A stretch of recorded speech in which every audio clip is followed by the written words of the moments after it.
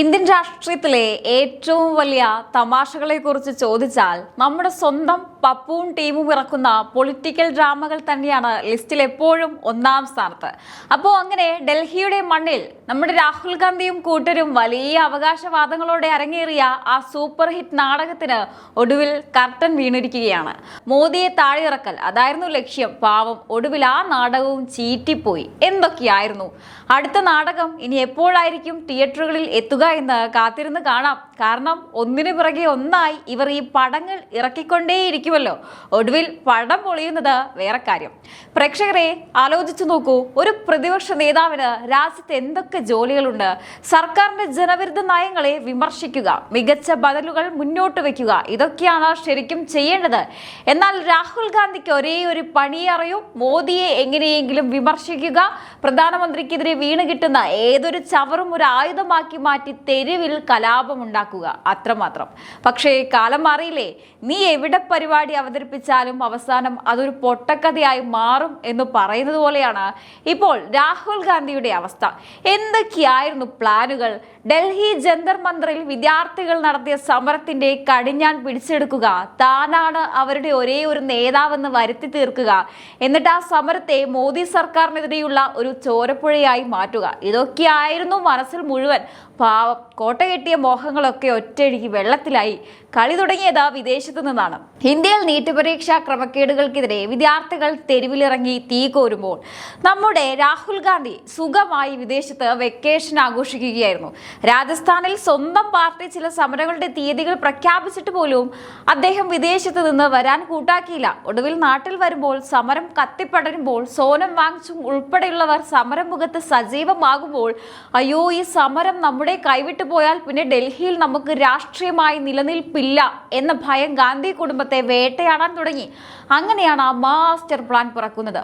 മറ്റിന്ത്യ മുന്നണിയിലെ ഘടകകക്ഷികളെ പോലും ഒട്ടും അറിയിക്കാതെ അതീവ രഹസ്യമായി പ്രിയങ്കയും രാഹുലും ചേർന്ന് പ്രധാനമന്ത്രിയുടെ വസതിക്ക് മുന്നിൽ ഒരു കിടിലൻ ഡ്രാമ അവതരിപ്പിച്ചു.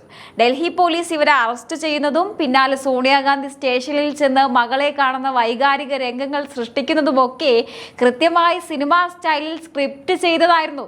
അര ദിവസം മീഡിയയുടെ മുൻപിൽ നിറഞ്ഞു നിൽക്കാൻ സാധിച്ചതിന്റെ ആവേശത്തിൽ കോൺഗ്രസ് ക്യാമ്പ് വലിയ മനപ്പായസമാണ് കുടിച്ചത്.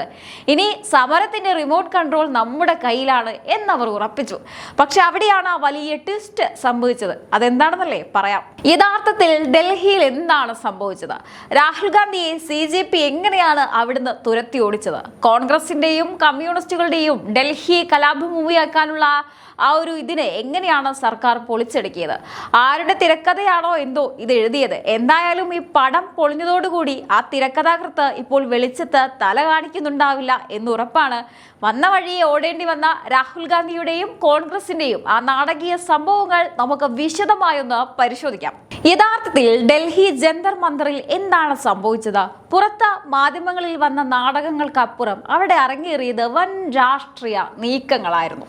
നീറ്റ് പരീക്ഷാ ക്രമക്കേടുകൾക്കെതിരെ CJP ഡൽഹിയിൽ സമരം നടത്തിയപ്പോൾ ഇതൊരു സുവർണ അവസരമായാണ് രാഹുൽ ഗാന്ധിയും കൂട്ടരും കണ്ടത്. വിദ്യാർത്ഥികളുടെ കടിഞ്ഞാൺ ഏറ്റെടുത്ത് മോദി സർക്കാരിനെതിരെ ഡൽഹിയിൽ വലിയൊരു പ്രക്ഷോഭം ഉണ്ടാക്കാം, അതുവഴി രാജ്യത്ത് കലാപത്തിന്റെ പുകപടലങ്ങൾ ഉയർത്താമെന്നതായിരുന്നു കോൺഗ്രസ് കമ്മ്യൂണിസ്റ്റ് സഖ്യത്തിന്റെ പ്രധാന ലക്ഷ്യം. എന്നാൽ കഴിഞ്ഞ ദിവസം കാര്യങ്ങൾ മാറി മറിഞ്ഞു. രാഹുൽ ഗാന്ധി വലിയൊരു രക്ഷകന്റെ ഭാവത്തിൽ ജന്തർ മന്ദിറിലേക്ക് എത്തിയെങ്കിലും CJP പ്രവർത്തകരോ യഥാർത്ഥ സമരക്കാരോ അദ്ദേഹത്തെ തിരിഞ്ഞു പോലും നോക്കിയില്ല. പകരം JNUവിലും മറ്റ് ചില സർവകലാശാലകളിലും സജീവമായ AIDSO പോലുള്ള ചില ഇടത് സംഘടനകളുടെ ചിലർ മാത്രമാണ് അദ്ദേഹത്തിന് സ്വീകരണം നൽകിയത്. അവിടെ വെച്ച് മോദിയുടെ രാജിക്ക് വേണ്ടി സമരം തുടരുമെന്ന് രാഹുൽ വീമുളക്കുകയും ചെയ്തു. പക്ഷേ രാഹുൽ ഗാന്ധി കണക്ക് കൂട്ടിയതുപോലെയല്ല കാര്യങ്ങൾ അവിടെ നീങ്ങിയത്. സമരത്തിന്റെ മറവിൽ ഡൽഹിയെ വീണ്ടും കലാപഭൂമിയാക്കാൻ വന്ന ജിഹാദി ഗ്രൂപ്പുകളും ജോൺ ബ്രിട്ടാസ് ഉൾപ്പെടെയുള്ള ഇടത് നേതാക്കളും സമരത്തിന്റെ മൂടളക്കാൻ വട്ടമിട്ട് പറക്കുന്നുണ്ടായിരുന്നു. ഇവിടെയാണ് മോദി സർക്കാരും CJPയും ചേർന്ന മാസ്റ്റർ കളി കളിച്ചത്. കഴിഞ്ഞ ദിവസം കേന്ദ്രമന്ത്രിമാരായ JP നദ്ദയും ജിതേന്ദ്ര സിംഗും CJP വക്താക്കളായ അവരും കൂടി നിർണായക ചർച്ച നടത്തി. ഒടുവിൽ വിദ്യാർത്ഥികളുടെ പ്രധാന ആവശ്യമായ കേന്ദ്ര വിദ്യാഭ്യാസ മന്ത്രി ധർമ്മേന്ദ്ര ധർമ്മേന്ദ്ര പ്രധാന്റെ രാജി അനുവദിക്കാമെന്ന കാര്യത്തിൽ അന്തിമ തീരുമാനമായി. അങ്ങനെ അദ്ദേഹം രാജിവെച്ചു. ഈ പ്രഖ്യാപനം വന്നതോടെ കോൺഗ്രസ് ക്യാമ്പിലും ഇടത് ക്യാമ്പിലും വിറയൽ തുടങ്ങി. സമരം നീണ്ടുപോകുമെന്നും അത് സർക്കാരിനെതിരെ വലിയ കലാപമാക്കി മാറ്റാമെന്നും കരുതിയ രാഹുൽ ഗാന്ധിയുടെയും എല്ലാ കണക്കുകൂട്ടലുകളും പൂർണ്ണമായി തകർന്ന് തരിപ്പണമായി.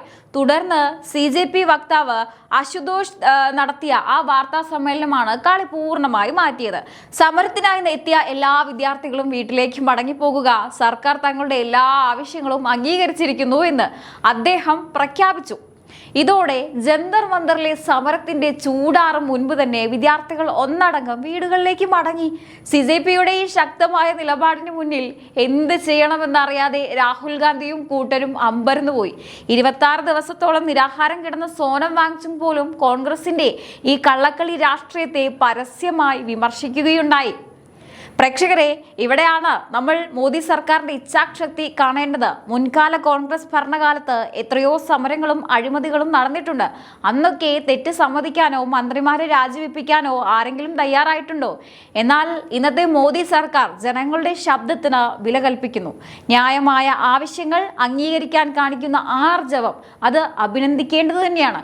അങ്ങനെ ഡൽഹിയെ കത്തിക്കാമെന്ന് മോഹിച്ച രാഹുൽ ഗാന്ധിയെയും പപ്പു ടീമിനെയും CJPയും മോദി സർക്കാരും ചേർന്ന് അവിടുന്ന് അക്ഷരാർത്ഥത്തിൽ തുരത്തി ഓടിക്കുകയാണ് ഉണ്ടായത്. നാണം കെട്ട് വന്ന വഴിയെ ഓടേണ്ടി വന്ന ഗാന്ധി കുടുംബത്തിന്റെ ഈ രാഷ്ട്രീയ പരാജയം ഇന്ത്യൻ രാഷ്ട്രീയ ചരിത്രത്തിലെ മറ്റൊരു നാടകീയ അധ്യായമായി മാറി. ഇനിയൊന്ന് നോക്കിക്കേ, താൻ ഒരു വലിയ സമരനായകനാകാൻ പോവുകയാണെന്നും താൻ ചെന്നാൽ ജന്തർ മന്ദറിലെ മുഴുവൻ വിദ്യാർത്ഥികളും തനിക്ക് ചുറ്റും കൂടി മുദ്രാവാക്യം വിളിക്കുമെന്നായിരുന്നു നമ്മുടെ രാഹുൽ ഗാന്ധിയുടെ വിചാരം.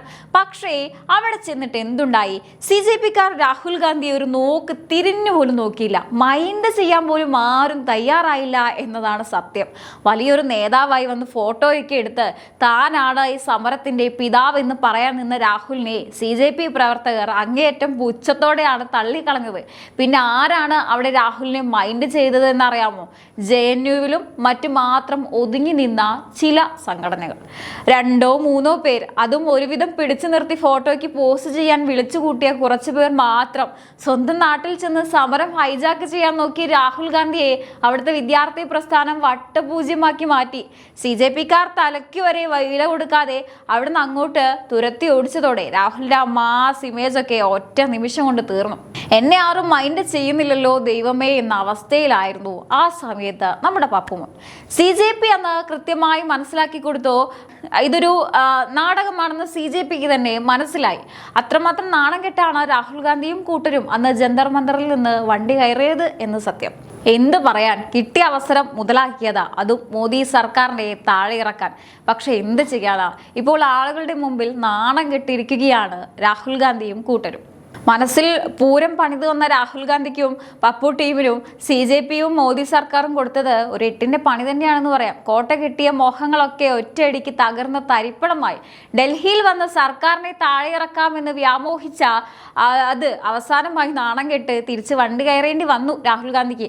അതുകൊണ്ട് മോദിയെ താഴെ ഇറക്കാൻ നോക്കുന്നതിന് മുമ്പ് സ്വന്തം പാർട്ടിയെയും സ്വന്തം വായുവിൽ പണിത കോട്ടകളെയും ഒന്ന് നോക്കുന്നത് നന്നായിരിക്കും. എന്തായാലും ഈ മോഹവും പാളി. അടുത്ത അടവ് എപ്പോഴാണെന്ന് നമുക്ക് കാത്തിരുന്ന് കാണാം. അങ്ങനെ പ്രേക്ഷകരെ, കൊട്ടിഘോഷിച്ച് കൊണ്ടുവന്ന ആ മാസ്റ്റർ പ്ലാനും ഡൽഹിയെ കത്തിക്കാമെന്ന് കരുതിയ ആ ഉഗ്രൻ പൊളിറ്റിക്കൽ നാടകവും ഒടുവിൽ ദയനീയമായി അവസാനിപ്പിച്ചിരിക്കുകയാണ്. മോദിയെ താഴെ ഇറക്കുമെന്നും വിദ്യാർത്ഥി സമരത്തിന്റെ സൂപ്പർ നായകനാകുമെന്നും കരുതി ജന്തർ മന്ദറിലേക്ക് മാസ് എൻട്രി കൊടുത്ത രാഹുൽ ഗാന്ധിക്ക് കിട്ടിയത് ഇന്ത്യൻ രാഷ്ട്രീയ ചരിത്രത്തിലെ തന്നെ ഏറ്റവും വലിയ പണി. CJPക്കാരോ യഥാർത്ഥ വിദ്യാർത്ഥികളോ തിരിഞ്ഞുപോലും നോക്കാതെ ഒടുവിൽ ഇടതുപക്ഷത്തെ 2-3 പേരുടെ ഒപ്പമുള്ള ഫോട്ടോയ്ക്ക് പോസ്റ്റ് ചെയ്ത് നാണം കെട്ട് മടങ്ങേണ്ടി വന്ന ആ അവസ്ഥ, ഇതിലും വലിയൊരു രാഷ്ട്രീയ ദുരന്തം വേറെയുണ്ടോ? അപ്പോൾ രാഹുൽ ഗാന്ധിയുടെ ഈ ഒരു ദയനീയമായ അവസ്ഥയെ നിങ്ങൾ എങ്ങനെയാണ് നോക്കിക്കാണുന്നത്? തീർച്ചയായിട്ടും നിങ്ങളുടെ അഭിപ്രായങ്ങൾ താഴെ കമന്റ് ബോക്സിൽ രേഖപ്പെടുത്തുക. മറ്റൊരു വിഷയമായി വീണ്ടും കാണാം. നന്ദി.